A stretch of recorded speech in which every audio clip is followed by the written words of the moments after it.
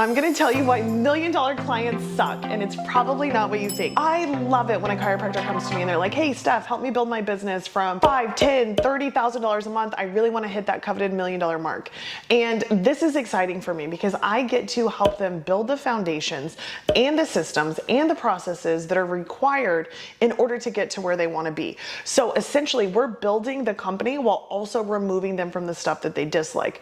By the time somebody comes to me and they're already at $1 million in revenue, they're usually like, I'm so burnt out. I do not want to continue this. My team is driving me crazy. My profit margins aren't what I want them to be, or maybe they're decent, but I still want more profit. And I really feel like I can't pull out of my business. And the problem is when we get to that level, that high level, we are so fearful. I laugh now that I've been able to see it so many times. I think we become more fearful the more money we make. We get scared to take those big risks like we used to in the beginning when we were just building the business. We'd be like, oh, try this marketing thing. Who cares if it works? Hire this person. Who cares? Like, once we get super secure and our lifestyle has increased and we've had that lifestyle creep to where we're really liking where we're at, we're scared to make changes because we think we're going to lose everything we already have. And I just want to encourage you that if that is you or if that resonates at all, it doesn't really matter. You could be at $600,000 a year. You could be at $1 million a year. There is that fear that's healthy, but you have to push past that fear. What I want to encourage you to do is still to take a deep look and see what is it that you're doing that you no longer want to be doing. What is it that you could delegate? What is it that you're like, this isn't lighting me up, or I don't like this aspect of my business. I think of a client that I had that they were seeing like 500 visits a week inside of their practice, super successful, had done really well for themselves. But she was like, I hate that people can just show up anytime on my schedule. Like there was an aspect that was walk-in. And I'm like, if you don't like that, change it. But she had fear around it. She was like, yeah, but our patients like it and they got used to this. And the business that you are building is honestly meant there to serve you and your happiness and contribute to your overall lifestyle. So if you don't like it, like here is your permission slip to change everything if you want to. I would start with little changes, but don't be scared to make those changes that ultimately lead to your happiness.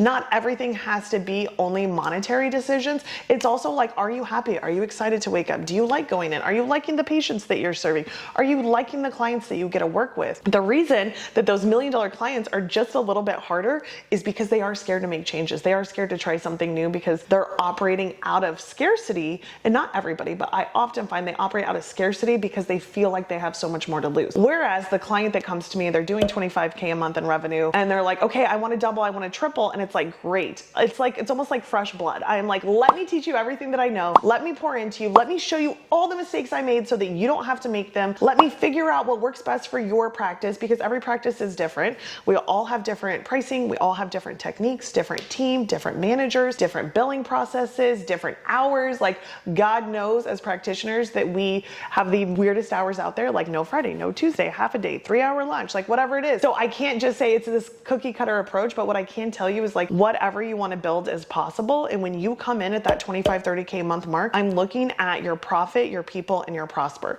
So is our profit dialed in? How are our profit margins? Do we have referral partners and strategies in place? Are we doing marketing? Do we have organic marketing that's converting to actual patients coming in the door? After we have that profit dialed in, that's usually around 15 to 30K a month. You should be pretty profitable at that point because your overhead's typically lower when you're just starting out. And then you move on to that 30 to 60K a month. This is what I like to refer to as people. Your people and your systems are the most important thing at this revenue mark because you need people to delegate to. You can no longer do it all yourself. Being a solo practitioner and getting past 30K a month is doable, but it's also really difficult if you want to buy back some of your time in the process. And then also, like, what are our systems? This is a perfect time that the systems that you started your practice with are probably not going to be the systems that are going to allow you to double it. So we look at pricing, we look at onboarding new patients, we look at our team and the way that they communicate with us. What kind of reports are they giving us? How are our staff meetings being operated? And then the prosper stage that I like to call is from 60 to 90K a month. And honestly, there's no cap on this. You can continue to go, but this is really focused on buying back your time. This is where you step into more of a CEO role and less of a patient caretaker role. And for some people, that's really hard. They're like, I don't want to be out of the practice, and I totally understand that. However, you're going to need at least a couple days out of the practice in order to be able to work on the business and really get the results that you desire, to be able to push past that 60K hump.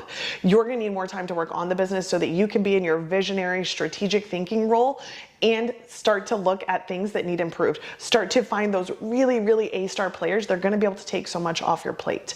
Then the prosper stage is also about taking what you've already done and then duplicating it. Do you want a second practice? Do you want a third practice?